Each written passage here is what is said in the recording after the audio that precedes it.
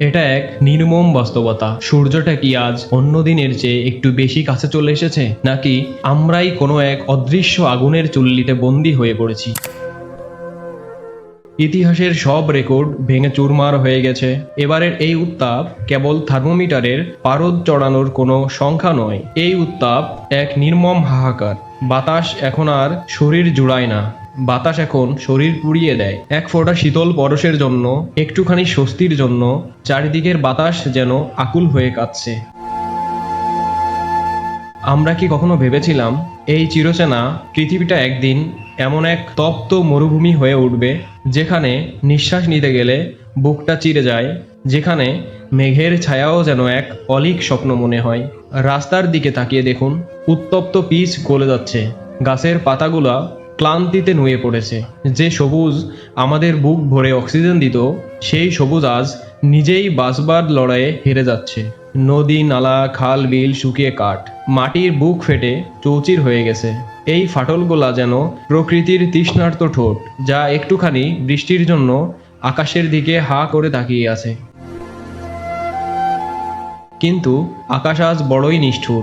নীল আকাশটা যেন তামাটে রং ধারণ করেছে। কোনো মেঘ নেই, কোনো আশ্বাস নেই, শুধু এক দৃষ্টিহীন নির্দয় চাহনি। আমরা ভাবতাম বিজ্ঞান দিয়ে আমরা সব জয় করে ফেলেছি। আমরা ভেবেছিলাম এসির চার দেয়ালের ভেতর আমরা সুরক্ষিত। কিন্তু এই প্রকৃতির এই রুদ্ররূপের সামনে আজ আমাদের সব অহংকার ধুলোয় মিশে গেছে। লোডশেডিং এর অন্ধকারে যখন চার দেয়াল দমবন্ধ করা কবর হয়ে ওঠে, তখন আমরা বুঝতে পারি প্রকৃতির চেয়ে শক্তিশালী আর কেউ নেই। আমরা যা বুনেছিলাম আজ আমরা ঠিক সেটাই কেটে ফেলতেছি। এই তীব্র দাহনে সবচেয়ে বেশি পুড়ছে কারা? একবার জানালা দিয়ে একটু বাইরে তাকিয়ে দেখুন।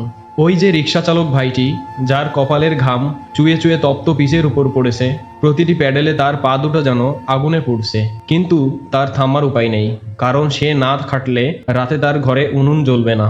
ওই যে দিনমজুর, যে এই প্রখর রোদে মাথায় ইটের বোঝা নিয়ে চারতলা ছাদের উপরে উঠছে, তার শরীরটা কাঁপছে, তৃষ্ণায় বুকটা শুকিয়ে কাঠ, চোখ দুটো ঝাপসা হয়ে আসছে।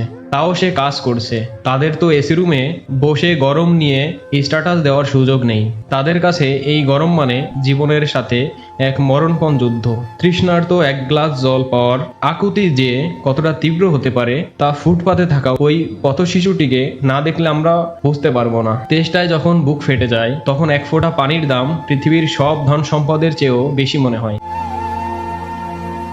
মায়েরা রান্নাঘরে আগুনের পাশে দাঁড়িয়ে যখন রান্না করেন, তখন তাদের কষ্টটা দেখার মতো কেউ থাকে না। এবারের গরম কেবল আমাদের শরীরটাকে পোড়াচ্ছে না, আমাদের মানবিকতাকেও এক কঠিন পরীক্ষার মুখে দাঁড় করিয়ে দিয়েছে। মানুষ তো তাও মুখে কথা বলতে পারে, মানুষ তার কষ্টের কথা প্রকাশ করতে পারে, কিন্তু অবলা জীবগুলার দিকে একবার তাকিয়েছেন? ওই যে কাকটা হা করে গাছের ডালে বসে ডানা দুটো একটুখানি বাতাসে দোলাবার চেষ্টা করছে, কুকুরগুলা একটুখানি ছায়ার খোঁজে নর্দমার পাশে কিংবা গাড়ির নিচে আশ্রয় নিচ্ছে, তৃষ্ণায় ছটফট করতে করতে কত পাখি আজ আকাশ থেকে মাটিতে লুটিয়ে পড়ছে, তার হিসেব কি আমরা কখনো করেছি? বনের পশু পাখি, শহরের অবলা প্রাণী, সবাই আজ এক ফোঁটা পানির জন্য চাতক পাখির মতো চেয়ে আছে। পুকুরগুলো শুকিয়ে যাওয়ায় মাছেরা পানির অভাবে মারা যাচ্ছে। প্রকৃতি আজ নিঃস্ব।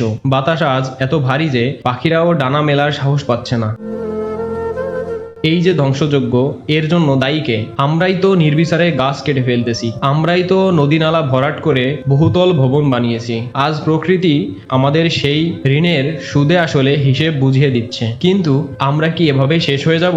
এই তপ্ত পৃথিবী কি আর কখনো শীতল হবে না? হবে, যদি আমরা এখনো জেগে উঠি। আকাশ থেকে বৃষ্টি নামানোর ক্ষমতা হয়তো আমাদের হাতে নেই, কিন্তু এই পৃথিবীকে আবার সবুজ করে তোলার ক্ষমতা আমাদের আছে। আসুন আমরা এই কঠিন সময়ে আমরা একে অপরের পাশে সাহায্যের হাত বাড়াই। ঘরের বাইরে একটা পাত্রে অল্প কিছু পানি আর চাল রেখে দেই, যাতে তৃষ্ণার্ত পাখিটা অন্তত জীবন ফিরে পায়। রাস্তার ওই ক্লান্ত মানুষটাকে এক গ্লাস ঠান্ডা পানি বাড়িয়ে দেই। আপনার সামর্থ্য থাকলে এই গরমে যে মানুষটি কঠোর পরিশ্রম করছে, তাকে একটুখানি বিশ্রামের সুযোগ করে দিন। আর সবচেয়ে বড় কথা, আমাদের গাছ লাগাতে হবে, অনেক বেশি পরিমাণে গাছ লাগাতে হবে, কারণ অধিকাংশ গাছই তো আমরা ইতোমধ্যেই কেটে ফেলেছি। একটি গাছ মানে একটি জীবন, একটি গাছ মানে এক ফোঁটা শীতল ছায়া, এক ফোঁটা বৃষ্টির আশ্বাস। আমাদের সন্তানদের জন্য যদি একটি বাসযোগ্য পৃথিবী রেখে যেতে চাই, তবে কংক্রিটের এই জঙ্গলকে আবার সবুজে ভরিয়ে দিতে হবে। আমরা সবাই আজ এক অমোঘ প্রার্থনায় মগ্ন।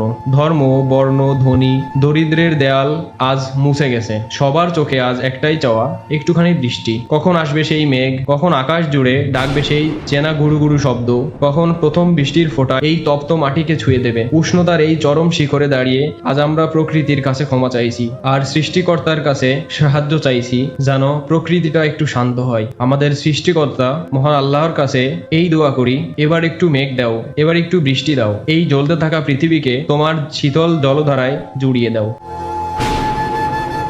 আমার আজকের এই ভিডিওটি যদি আপনাদের কাছে ভালো লাগে তাহলে আপনাদের বন্ধুদের সাথে শেয়ার করতে পারেন, আর সম্ভব হলে সাবস্ক্রাইব করে পাশে থাকুন।